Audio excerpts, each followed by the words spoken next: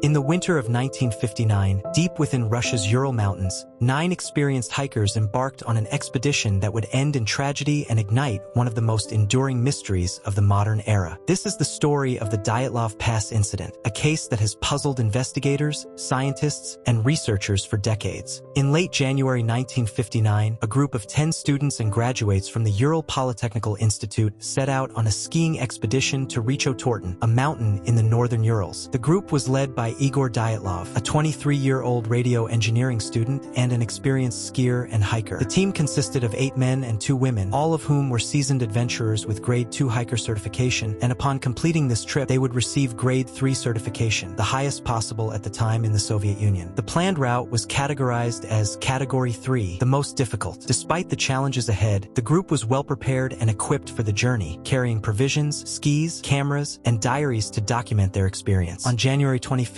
the group arrived by train at Ivdel, a town at the center of the northern province of Sverdlovsk Oblast. They then took a truck to Vizhai, the last inhabited settlement so far north. On January 27th, they began their trek toward Otorten. The next day, one of the members, Yuri Yudin, was forced to turn back due to illness, a decision that ultimately saved his life. The remaining 9 continued onward, unaware of the fate that awaited them. The hikers proceeded through the rugged terrain, documenting their progress diligently. Their diaries and photographs provided valuable insights into the final days of the expedition. On January 31st, they reached a highland area and prepared for the ascent. They cached surplus food and equipment in a wooded valley to lighten their loads for the climb. On February 1st, the group began to move through the pass. Their goal was to get over the pass and make camp on the opposite side, but worsening weather conditions, snowstorms, and decreasing visibility caused them to lose their direction. Instead of moving toward Otorten, they deviated west and found themselves on the slope of Kolit-Syakhl, a mountain whose name translates to Dead Mountain in the local Mansi language. Realizing their mistake, the group decided to set up camp on the slope of the mountain, possibly to avoid losing the altitude they had gained or to practice camping on a mountain slope under harsh conditions. Dyatlov had agreed to send a telegram to their sports club as soon as the group returned to Vizhai, expected around February 12th. When no message arrived, there was no immediate alarm, as delays were common in such expeditions. However, by February 20th, concern grew among the families and friends of the hikers. The institute dispatched a search and rescue team consisting of volunteer students and teachers. Later, the army and police forces became involved, deploying aircraft and helicopters to aid in the search. On February 26th, searchers found the group's tent on the slopes of Kolit-Syakhl. The tent was badly damaged, half torn down, and covered with snow. Strangely, the tent appeared to have been cut open from the inside. All the group's belongings, including shoes and most of their clothing, were left behind. Investigators concluded that the hikers had left the tent of their own accord in a state of urgency. Following footprints leading down the slope toward the edge of a nearby forest, searchers discovered the first 2 bodies under a large Siberian pine tree. Yuri Krivonischenko and Yuri Doroshenko were found shoeless and dressed only in their underwear. Nearby, remnants of a small fire were found, suggesting they had attempted to keep warm. Broken branches up to 5 meters high indicated that someone had climbed the tree, possibly to look for something or escape from danger. Between the pine and the tent, the bodies of Igor Dyatlov, Zinaida Kolmogorova, and Rustam Slobodin were discovered at varying distances, seemingly attempting